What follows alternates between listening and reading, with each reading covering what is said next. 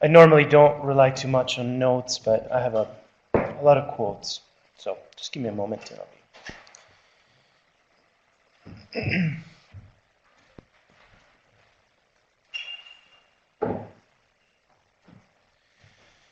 Okay, well, so first of all, I would like to thank the organizers for inviting me. And I would like to thank you for being here. I apologize for my poor Finnish and probably even worse Northern Sami, but kiitos and kiitu. And also I would like to thank you for allowing me to speak in English. In 1993, Luther Standing Bear, a Sekangu and Oglala Lakota chief, penned a famous critical essay on what Euro-American English speakers call nature. In it, he recalls memories of growing up on the land, roaming worry-free in a bountiful place, unafraid of encounters with so-called wildlife. It was only when, quote, the hairy man from the east came and with brutal frenzy heaped injustices upon us and the families we loved, unquote, that the land became wild. It was then that the place became a wilderness rife with wild animals and savage humans. It was under similar circumstances, in the name of wild, that throughout the late 19th century and the entire 20th century, indigenous people in the United States, Canada, and much of the rest of the world, but especially settler societies, were dispossessed of their land, deprived of their culture, and marginalized, forgotten, and even, in some cases, exterminated. This is, of course, a very hurried rendition of a very complex story. But the point is that the alliance between colonialism and capitalism ensured that settlers had a continued and ideologically justified access to vast expanses of land for agricultural and industrial expansion. Wilderness was thus formed, tamed, and later exploited, regardless of the fact that it was home for many people. Not all wild lands were developed, however. Throughout the 20th century, the colonial capitalist project joined forces with the nascent preservationist movement in setting aside, for the purposes of protection, massive areas of land deemed otherwise useless for agricultural or industrial development. It was like this that iconic national parks and natural heritage sites around the world were formed, informed by romantic ideals of nature and wilderness appreciation. And they were formed only after the eviction of the rightful indigenous inhabitants. Just like other settler societies, Canada, no different, engaged in several kinds of such deterritorializing practices. Starting with the formation of Banff National Park, the second national park in the world, in 1885, Canada removed First Nations, Inuit, and Métis from newly established protected areas around the country, abolished or restricted their hunting and gathering rights, constrained or prohibited their access to the land, and excluded them from all types of decision-making regarding park formation and management. The invention of wild nature did not just take place at the expense of indigenous residents worldwide, of course. Settlers, as well, who steward the land, are also similarly ignored or forgotten regularly. Countless multi-species entanglements of animals, plants, and people, which together give shape to landscapes known for their sublime beauty around the world, are routinely valued for their natural, not natural-cultural importance. And I'm going to make a detour here. This is detour number what?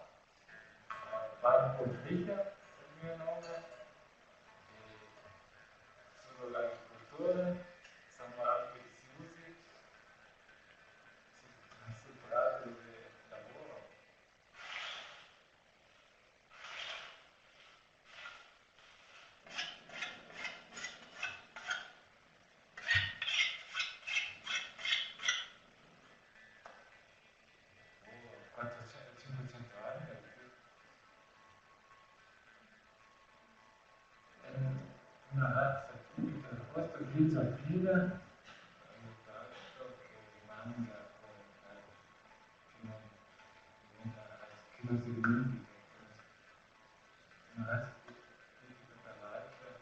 Non sono naturali. O lo stesso vale anche dire che i casi di alta montagna, i casi di alta montagna sono anche sono frutto di un lavoro artificiale. Anche qui, quanto bello sia qui a questo paesaggio qua, in questo agglomerato, la natura, parliamo appunto di natura, di paesaggio naturale, che sarebbe la natura intatta, e parliamo di paesaggio culturale, che sarebbe appunto quello che vediamo di tutto quello che è stato fatto per mano della persona. Quello è il paesaggio culturale.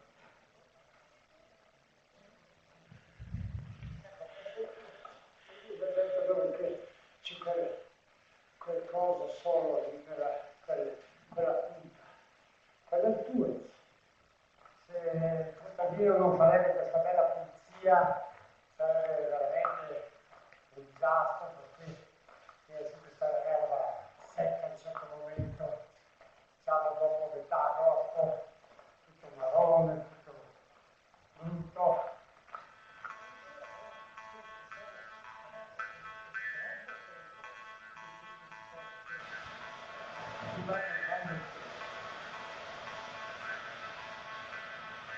Grazie a questo lavoro dei contadini, questa zona è diventata un pascolo con numerose spiagge, a livello altoatesino veramente un hotspot. Molto più scientificamente è la zona con la biodiversità più alta.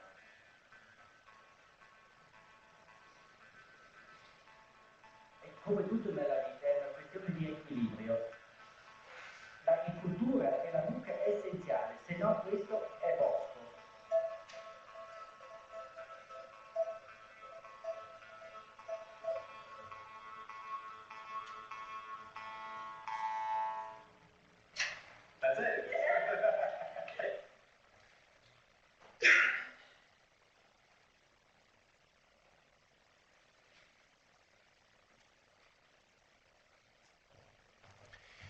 Over the last 3 years, my collaborator, Phillip Vannini, and I have had the good fortune of endeavoring on a multi-site global project to understand the pluriverse of natural heritage, and consequently, many of the forms of wild nature and wildness around the world. Our research is based on fieldwork conducted as of today. This is very much a work in progress. It's not over, so don't ask me difficult questions. If you do, I'll just say I haven't thought about it yet. Our research is based on a fieldwork conducted at 9 Canadian World Natural Heritage sites and 6 other sites around the world, with 1 more Canadian site to go and 6 more international sites left on our agenda. At every site we have visited thus far, we have conducted interviews with diverse groups of people. I could make a long list, but essentially anyone that had some sort of relation with the land and wanted to teach us about it. Almost all of the 185 interviews that we have conducted so far were filmed as part of a dual documentary film project, part narrative and part interactive. And in doing so, as you'll see shortly, well, as you have already seen, we have treated our interlocutors, our informants, as experts. Experts who are no different than the many authors who have published their thoughts about wilderness and nature. In a more than representational fashion, we focus about not so much what is typical and recurrent in the data, but instead about the fragments of our encounters that generate new ideas, activate new imaginings, affect us more intensely, and astonish us. Ours is a logic built on singularities, not generalities. It is an analytic of impersonal individuation instead of personal and collective representation. So for us, this is ultimately a collection that is not meant to be judged for how it resembles a population, but rather something that is to be valued for what it does next, what it generates and what it activates, and how it invents new relations between thought and life. The last is a quote from Nigel Thrift. We want to rehabilitate the notion of wildness in a way that is responsible. Encounter number 1, cliff.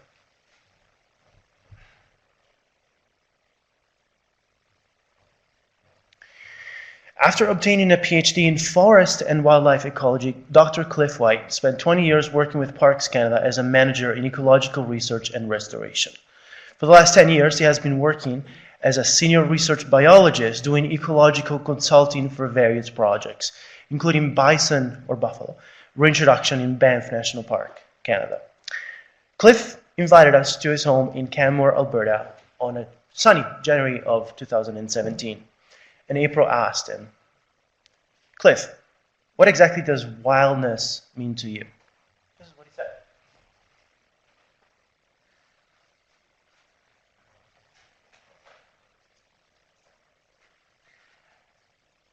So from that perspective then, you just need to look back in time for several hundred years, several thousand years, and say, you know, as best we can tell, how did this system work? Who were the key predators? Who were the key prey species? How did vegetation change over time? What role did fire play here? And you're really not trying to divide out the word wild out of it. You're just trying to see how it all works. And as often as not, in many landscapes, you'll find that humans have played a very long-term important role. And you just have to characterize what that is, quantify it as best you can, recognize that the people here today are not the people that were here 100 years ago, but recognize what their contribution was. If they still live in your landscape, like here, we have First Nations living right adjacent to the park, and you say, well, you were very, very important here, recognize that role, and invite them back in sort of a participatory way to help restore that ecosystem once you recognize they were important. So the whole word wild just stops really having much context when you start to sort of just say, well, how did this ecosystem evolve over time? Where is it going to go in the future? And how best can we integrate people back into it if that needs to be done to some scale to act as predators, act as prescribed herders, act as hunters, act as gatherers. And the level at which that happens will just be dependent upon, you know, not just what the long-term role is, not just a forecast of what the future is going to be, but also balance. At that point, we said, are you sure you're not a social anthropologist? Wilderness, Cliff argued, was essentially the legislative manifestation of wildness.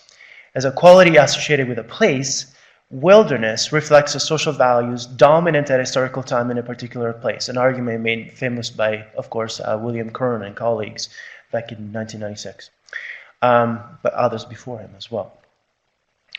The values embraced by conservation biology and ecological sciences, and therefore the values that become eventually legislated, are what we know as wilderness. Wilderness is a creation, the creation of a place that never really was. Cliff had something else to say.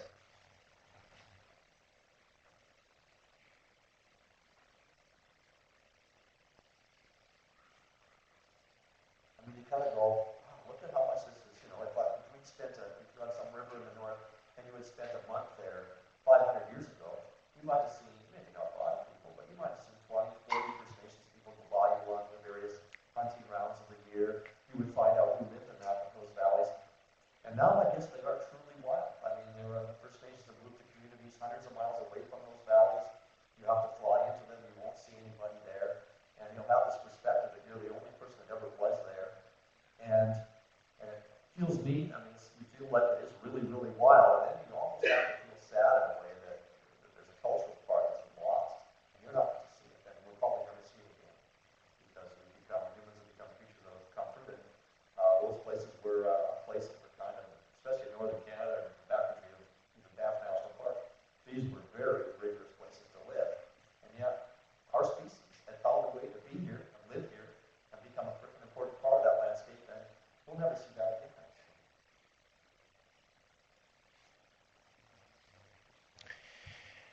Similar to the arguments made by Atleo and Collard, Cliff taught us that wildlife is a key to understanding the broader ecologies governing life.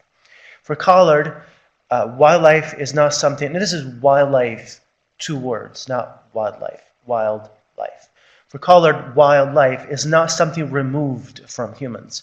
It is something, quote, fundamentally relational, tied inextricably to familial, social, and ecological webs. This is not a common way, a Western way of thinking about the concept. but a common one from various indigenous standpoints. If we understand wildness in conventional terms as devoid of human influence, separate from civilization, and untouched by culture or society, then we end up treating wild nature as a discrete, atomized entity that is severed by its binary opposition. But by rethinking wildness as relational instead, we trouble that opposition and destabilize the very notion of wildness as something natural, something that is opposed to cultural. This is, of course, akin to a perspective that Deborah Rose has called ecological existentialism, a perspective that troubles the dualism between nature and culture by replacing separation with connectivity. From an ecological existentialist perspective, humanity is not isolated in the cosmos, and nature is not isolated in patches of wilderness. Rather, she teaches us, life of all beings is constantly becoming in an ongoing process of entanglement and interaction, a deep and abiding mutuality. Many indigenous perspectives around the world would refer to such assemblage as a web of life, a kinship among all living things based on the ongoing renewal of their relations. This renewal is emergent, but in this content, transformation goes beyond the basic notions of emergence common in the social sciences. As Leanne Simpson, a Canadian Aboriginal scholar, sees it, this is a new type of emergence, dependent on ceremony and a land-based, spiritual, and more than human, non-linear chain of reactions. Anthropologist Tim Ingold would call this type of assemblage a meshwork. According to Ingold, a meshwork is the coalescing of movement, change, and growth, the entanglement of the different lines along which the web of life is lived. For another Indigenous Canadian scholar, Little Bear, life is process, not product, as everything is constantly moving and changing. And therefore, following these notions, we can think of a meshwork as a world of becoming, a world of continuous birth, a trail of movement and growth. Anat Singh tells us that meshwork is the outcome of lifeways coming together, emergent effects of encounter. In this sense, I believe, it is impossible to separate nature from non-nature. It is impossible to separate natural evolution from human evolution, wildness from non-wildness. The life world is involved in a continuous rebirth, and humans are inevitably entangled in this coming together, in that growth and change. The alternative notion of wildness that Cliff teaches us to see is that of a wildness as wildlife. Again, wild life, two words. While relational through and through, wildlife retains an electric autonomy, a will to live an animated, uncaptive life. Wildlife is a domain of entanglement, a tangle of interlaced trails, again quoting Ingold, continually raveling here and unraveling there, where beings grow or issue forth along the lines of their relationships. This wild life is not synonymous with wilderness, a wilderness where beings are deliberately kept off, fenced away. This wild life, this tangle, is the very texture of the world, and to stay alive within it requires collaboration among species, not separation, collaboration. For Deborah Burt Rose, it requires connections, not divisions. In this sense, wildness ceases to connote oppositions. It requires involvement and entanglement, connectivity and mutuality. Detour number 2.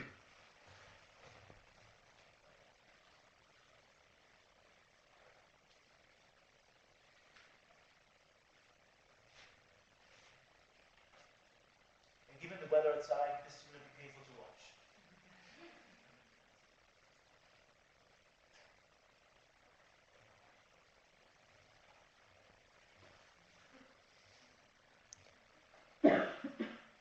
Since 2013, I have formed our own organization called Fragments of Hope. It's very small. It's a community-based, not-for-profit organization.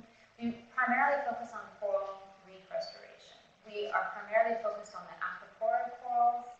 These are 3 species or 3 taxa in the Caribbean. They are, the formal Latin names are Aquapora palmata, Aquapora cervicornis, and the hybrid between these 2 species is Aquapora prolifera. The common names are Elkhorn and Stag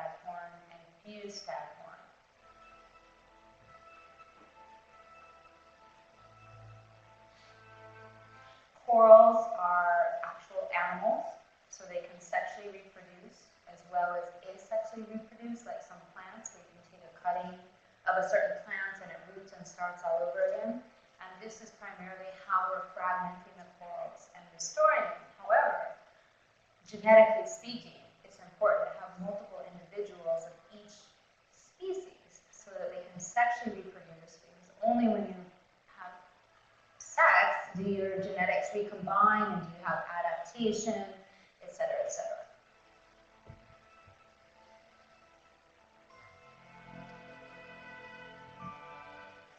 We started in southern Belize. We started at Laughingburg Key National Park, and the impetus for beginning the work was Hurricane Iris, which was Category 4, and Hurricane Iris hit us directly and split the key in half, took out all the trees, washed up everything. So it was kind of a no-brainer for the first restoration efforts to happen at this location.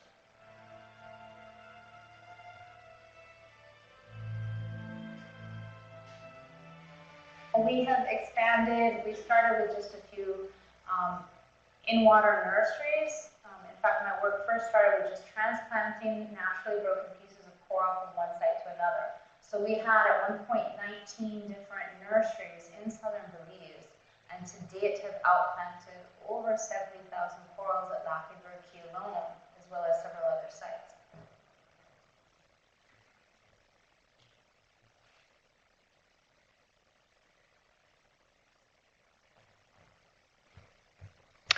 Understanding wildness as a form of relation instead of separation means viewing self-organization as a type of process immanent to the life world. These are processes through which life-shaping forces knot together different beings into a multi-species meshwork destined for growth, change, and movement. This is not an entity closed upon itself, frozen in time. Such a relational view of wildness, Van Horn argues, is one in which, quote, humans have a role to play in cultivating wildness, in themselves, in their communities, and in the landscapes of which these communities are a part. In this sense, Van Horn continues, wildness is an ongoing relationship, one in which human cultures, through active participation and humble restraint, become attuned to the communities of life and constitutive of the well-being of the places in which they live, work, and play. Encounter number 2. Mary Jane. And now I'm taking you to Kluane National Park in the Yukon Territory of Canada. They call this place natural heritage, not cultural, they being UNESCO. April told Mary Jane Johnson with a smile as we shook hands. She continued, we're wondering what your thoughts on this might be, Mary Jane. Mary Jane, sitting at a picnic table bench just outside the Kluane First Nation Administration building, smiled back. And we knew we had it coming. Yeah, she says, the idea of cultural heritage and the way that UNESCO has defined it is based on the history of built structures, the history of men's place on this earth and their creations to make a place special to themselves. Natural heritage, she said, is a hard thing to define because many people on this earth do not have built structures. They do not have structures that are 700 or 1,000 years old. We, the Kluane First Nation, have maybe 1 or 2 njals that are still standing, little wooden teepee structures. We don't have monuments of stone that have withstood the test of time. The we, Mary Jane, referred to was the Kluane Lake people, the traditional inhabitants of a massive area enveloping the shores of Kluane Lake and the Ruby and the Nisling Mountains, and north of British Columbia and east of the Yukon. This is a natural heritage area. It's the largest in the world, and just to give you a sense of the size, this park is the size of Austria and Slovenia combined. No one lives there, according to UNESCO. Many indigenous scholars have rejected the Cartesian worldview that separation from one's environment is possible and desirable, and therefore the idea that nature and culture are separable. Mary Jane thought otherwise. We've made changes to this land.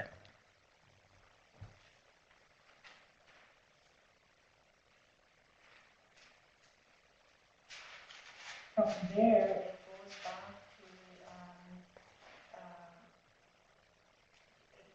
to trade and travel, and people didn't just stay in one community and get married there. And people walked. They walked for 2 months, 3 months of the year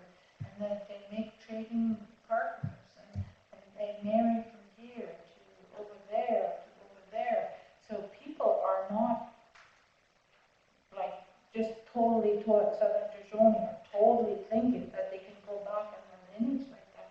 That the trade, the travel, the technology follows people all over. So when you look at place names and that in this part of the world, and that place names reflect that, our language reflects the trade. It's not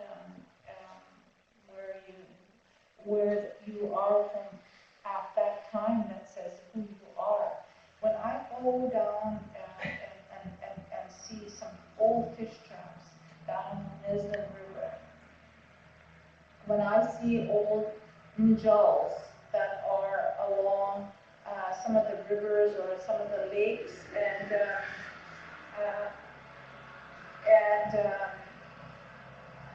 you know that these njals were built 1,700 years ago through dendrochronology work. And if you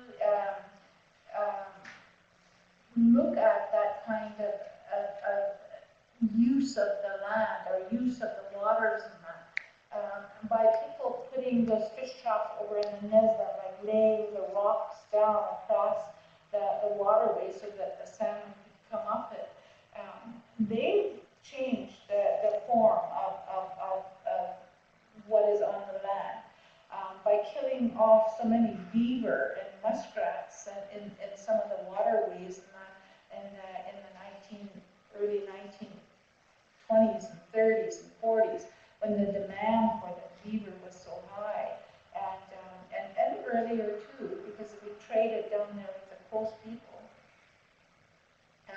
We allowed the land to be changed because beavers are one of the biggest land changers that are around here. They can change a whole river course. So what are your thoughts, Mary Jane, on how Parks Canada calls this place a wilderness, or how the Yukon tourism industry and the Chamber of Commerce calls this place a wilderness, or how German tourists call this place when they come here in the summer a wilderness? What is your reaction to that word? Holy mackerel, she said.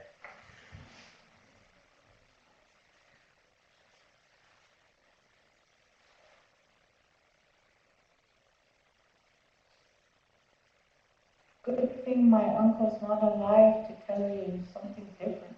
He said, where the heck you get these words wilderness? He said, there's not one place in this world that has not been touched by human at some point or another. We were way the heck back up in the glacier, and they found a bear hide, a grizzly bear hide, way back up there. And it took you a full day of skiing over on top of the ice fields to get there. And they found a bear hide, and it was human modified because of the slits and the ties that were on there. And how the heck it got up there in the glacier? When you say that wilderness, why are we excluded from that idea of wilderness? People are part of the wilderness. People are part of the land. My body does not survive day to day without being part of that land or without being part of that water.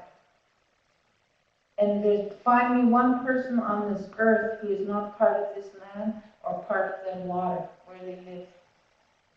And why are we putting ourselves outside of that idea of wilderness? Wilderness is just a goofy word for somebody that lived in a concrete block for 20 years and came out and saw wild leaves for the first time.